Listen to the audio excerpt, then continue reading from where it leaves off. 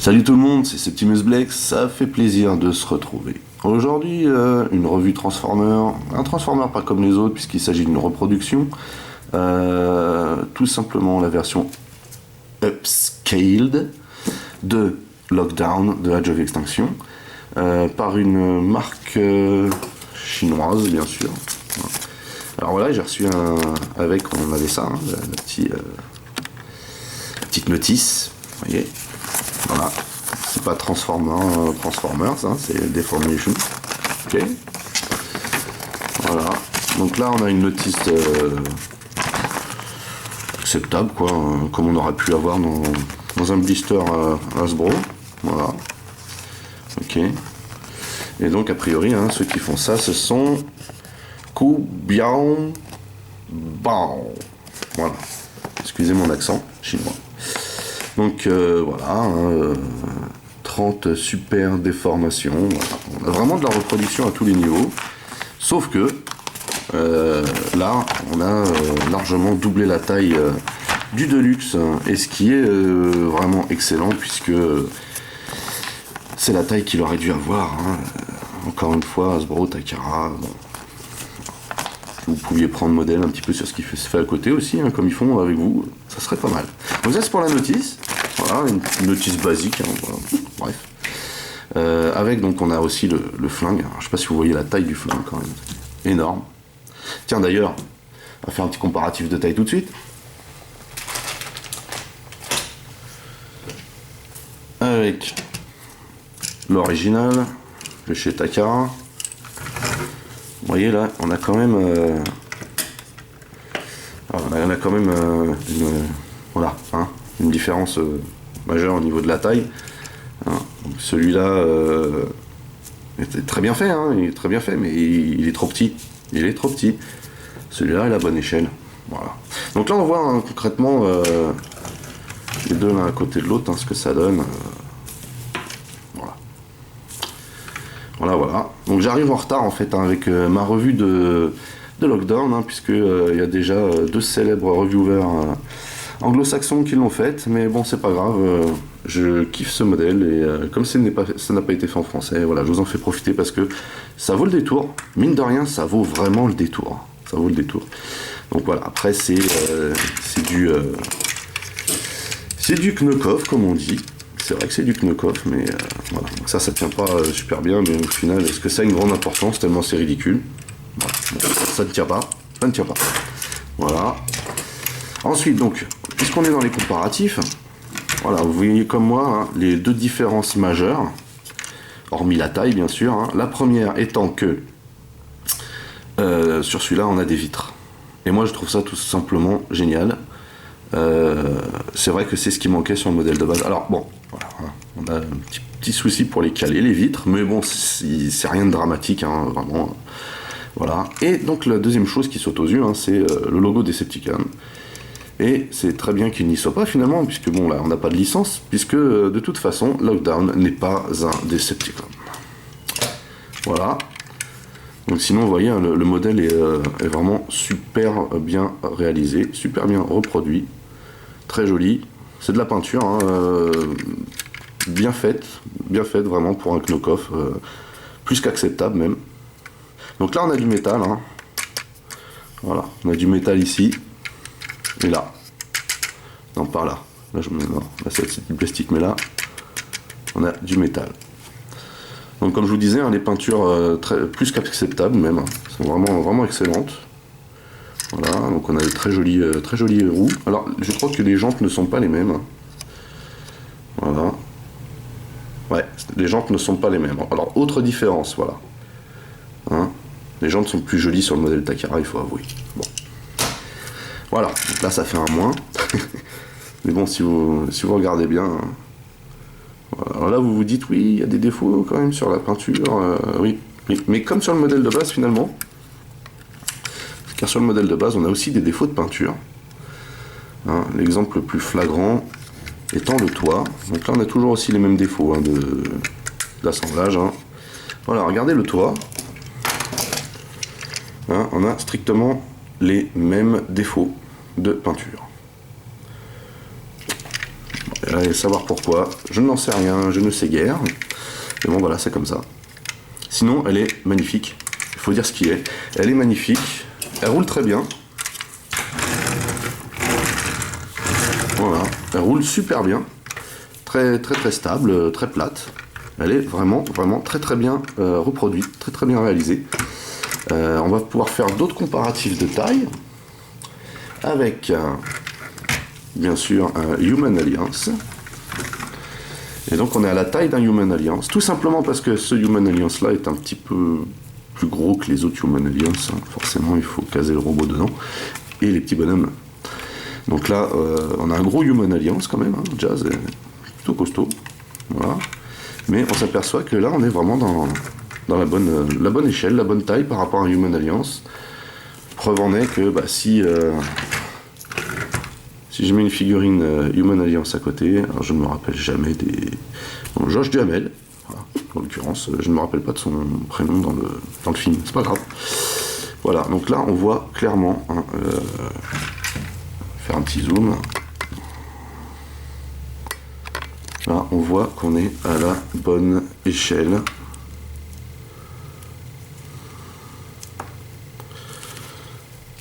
Voilà. Donc là, on voit qu'on est à la bonne échelle par rapport au Human Alliance. Ce qui signifie que si on est à la bonne échelle par rapport au Human Alliance, on est à la bonne échelle pour les leaders class. Est-ce que ça c'est vrai pour tous les leaders class? On va voir ça tout de suite. Alors, Josh, reste avec nous. T'en vas pas déjà? Alors, cette Lamborghini, car il s'agit d'une Lamborghini, je ne sais plus quel modèle.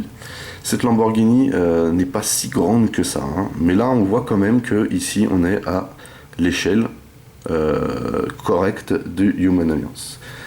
Donc, si on fait un comparatif avec les leaders class, alors voici l'Armored Knight Optimus Prime. Donc là on se rend compte que la voiture est beaucoup plus grosse que l'Armored. Tout simplement parce que ça c'est la deuxième édition, ce format là, et ce format là est plus petit que les leader class qu'ils faisaient avant. Ça c'est leur nouveau standard, je sais pas, mais on voit tout de suite déjà que ce leader class là n'est pas à la taille des Human Alliance. Voilà. Pour montrer la taille du bonhomme par rapport à la portière, on n'est pas dedans là.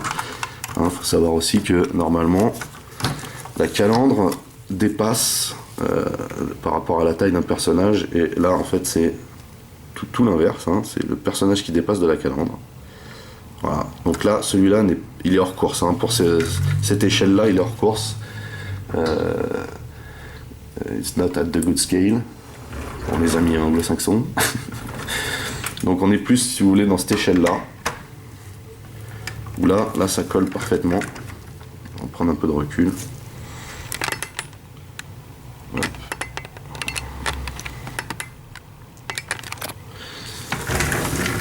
Là on voit que ça colle parfaitement avec par contre les leader class précédents.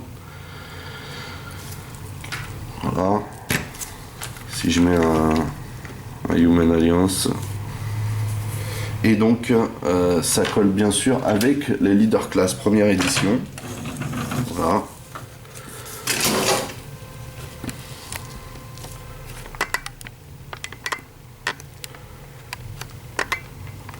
Voilà, là on est à la bonne échelle. Là on est à la bonne échelle. Voilà. Là on peut dire qu'on est à la bonne échelle. Les 4 sont à la même. Les 4 véhicules sont à la même échelle. Voilà.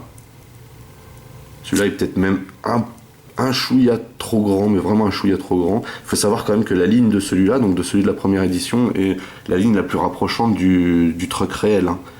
L'Armored, et la ligne n'est pas exactement, même s'il est très beau l'Armored, n'est pas exactement cette ligne-là, est vraiment celle qui se rapproche le plus de la réalité. Donc celui-là, il s'agit aussi d'un knock-off, donc il est à l'échelle du leader class normal, mais celui-là il me plaisait beaucoup, ces peintures me plaisaient beaucoup, et puis il y a du die-cast dessus, ça aussi, c'est très plaisant.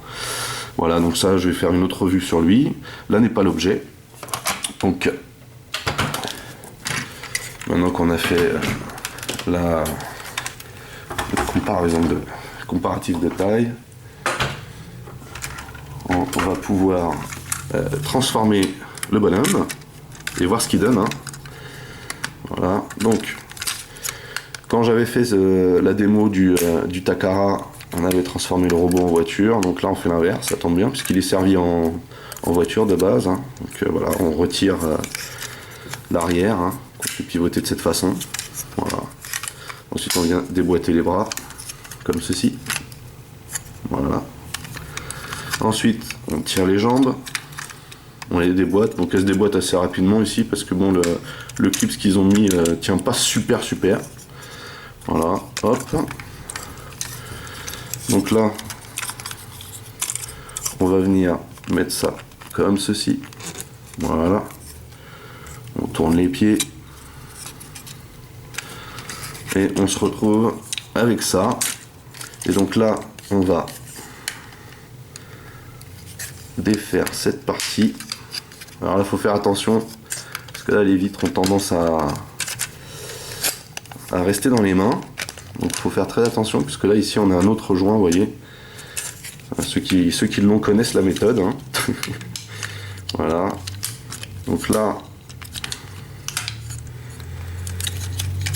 pas faire de bêtises en fait, hein, je veux pas le casser, ça serait quand même dommage parce que c'est quand même une belle pièce.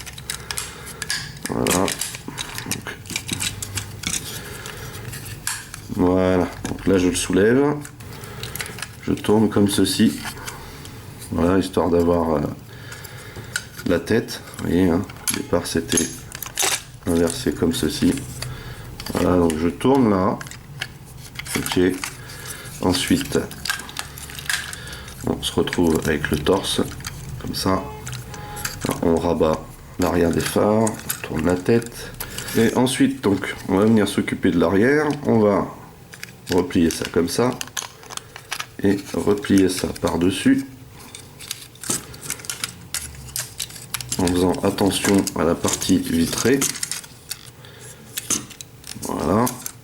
Et donc, on va venir ensuite loger toute cette partie. Donc, on va replier ça. Vous voyez là, on a un bitonio bleu qu'on va venir placer ici, et ici on a un bitonio gris qui va venir se placer là. Ok? Donc tout simplement, on replie et on fait en sorte que tout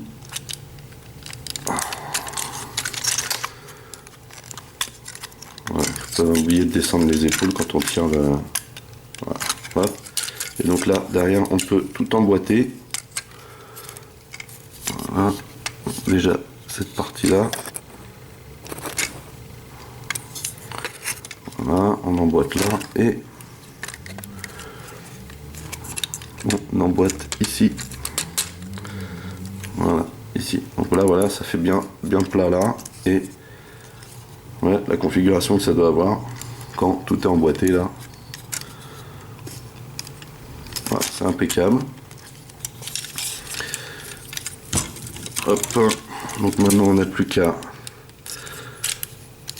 déplier ça et tourner les bras de cette manière. Voilà, hop, pareil pour celui-là. Et donc voici Lockdown en mode robot, et franchement il a de l'allure. Alors moi ce qui me saute tout de suite aux yeux, hein, c'est la tête. Je la trouve magnifique. Vous voyez, il a une tête magnifique. Donc il a essentiellement les mêmes articulations, hein, que sur le modèle donc de luxe de base. Hein. Voilà, c'est la même chose. Voilà. En fait, bon, il y a aussi les peintures qui varient, hein, par rapport au Takara du moins, puisque là c'est une reproduction de l'édition d'Hasbro. Voilà, mais les peintures sont carrément formidables, hein. Il n'y a pas à dire. Voilà. On a toujours, hein, comme je vous disais, hein, les mêmes articulations, comme vous pouvez le voir. Voilà, les bras. Voilà. Et là, les bras, par contre, ici, on n'est pas gêné par le petit pare-brise là qu'il y avait sur la première version. Donc voilà, très bien articulé, il n'y a rien à dire là-dessus.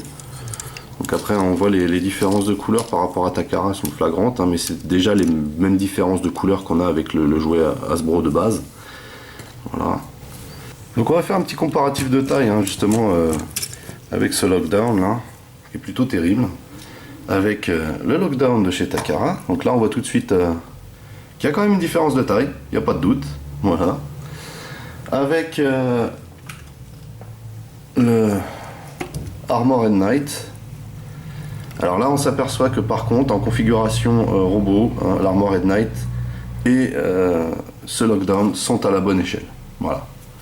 Là il n'y a pas de doute. En display, c'est celui-là qu'il faut prendre. Par contre, on a vu qu'en camion, bah, c'était le première édition, le Leader Class première édition, et justement, le voilà, le première classe, le Leader Class première édition, le voilà derrière. Donc, vous voyez qu'il est, il est quand même trop grand. Hein, voilà, il est quand même beaucoup plus grand. Voilà. Et pour terminer, avec le Leader Class des 3 premiers films. Voilà, c'est pour vous donner une idée de la taille. Hein. Et bon voilà quoi, il est vraiment très très très sympathique. La tête est formidable, la tête est formidable. J'aime beaucoup cette tête, elle est fabuleuse. Elle est bien articulée aussi. Et à propos de tête, hein, on a ceci. Voilà, on a donc la possibilité de changer la tête. Ça, je trouve ça génial. Je trouve ça génial, parce que c'était un des reproches qui avait été fait à ce jouet en fait. Hein. Et donc vous voyez, ils ont repris donc la tête du Flip and Change Lockdown, et donc vous pouvez l'adapter. Vous voyez, vous enlevez la petite vis de derrière celui-là, hop, et vous mettez celle-là à la place. Voilà. Bon. Ça c'est très très sympa comme initiative. Voilà, on a même la coche hein, au-dessus pour mettre donc le super gun de Lockdown. Hein. Voilà. Ce qui donne quelque chose de plutôt sympathique puisque tout est aux mêmes couleurs. Je trouve ça génial. Alors moi je ne la changerai pas parce que j'ai vraiment une préférence pour cette tête là que je trouve fabuleuse. Voilà. Et bon, si vous le procurez, vous voyez, vous avez cette option. Hein. Voilà. Je trouve ça vraiment vraiment sympa. Donc juste à dévisser ça derrière, pareil pour l'autre, et puis vous le changez, vous le mettez sur le joint boule qui est en dessous là, vous voyez. On le voit clairement. Je vais pas vous faire la démo, hein. Je pense que vous êtes assez grand et assez bricoleur pour vous en sortir vous-même si vous l'avez. Voilà pour la tête. Et ensuite donc le flingue, hein, le flingue de Lockdown, donc qui a été reproduit aussi à grande échelle. Voilà, hop, on met le missile. Ouais, c'est le même système que le jeu original. Par contre celui-là tire pas des masses super loin. Vous voyez, hein. Pourtant il est plus grand, mais bon, voilà. Donc on peut toujours lui mettre ça sur la tête et hop, voilà. Et voilà. Lockdown, hein. En mode sniper. Alors justement, moi le truc que je regrette un peu en fait, c'est qu'ils aient pas mis vous voyez ces balles de sniper, hein. Ils aient pas mis quelque chose de plus flagrant sur la déco, ça aurait été sympa, là, comme ils avaient fait avec comment il s'appelle, avec Hound, hein. Ils avaient rajouté ça, c'était sympa. Mais bon voilà ce que ça donne, hein. C'est super sympa, je trouve. Je trouve vraiment génial à cette échelle, à cette taille, je trouve super quoi. Si vous avez la possibilité, hein, franchement, procurez-vous-le parce que déjà il est pas cher, il est d'une superbe qualité, hein. Franchement, rien à envier à la qualité de l'original. Ce serait peut-être même plutôt l'original qui aurait lui envié de sa taille. Et sinon, bien sûr, on peut mettre le flingue dans sa main. Ah, par contre là, vous voyez, hein, c'est un petit peu lourd, hein, mais ça le fait. Ça le fait quoi. Il n'y a pas. Franchement, c'est super sympa. Donc voilà, écoutez, c'est tout pour Lockdown. Si vous avez possibilité, attrapez-le. Il est pas cher, il est de super qualité.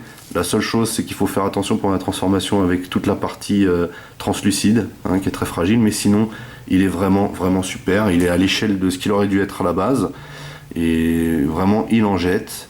C'est c'est vraiment un truc à avoir si on veut avoir une collection à l'échelle de Bayformers Age of Extinction. C'est mon avis, hein, mais voilà, je vous le conseille fortement. Très très belle finition, très bien foutu. Il n'y a rien à dire, vous avez même l'option pour changer la tête, hein, n'oubliez pas. L'option, voilà. Ça c'est super sympa. Donc c'est vraiment un truc à avoir dans sa collection, je pense. Et bah écoutez, attrapez-le et vous le regretterez pas, je pense. Hein. Voilà. Donc bah pareil, pour le lien de Certoy, c'est en dessous. Hein. En dessous, vous pouvez aussi poser des questions, lâcher des commentaires. N'oubliez pas de liker ma vidéo, de la partager si ça vous chante, et surtout de vous abonner à ma chaîne pour d'autres revues. Et justement, je vous donne rendez-vous pour les prochaines revues, très très vite, hein, très très rapidement. Et puis, bah, je vous dis portez-vous bien, et à la prochaine. Allez, bye bye.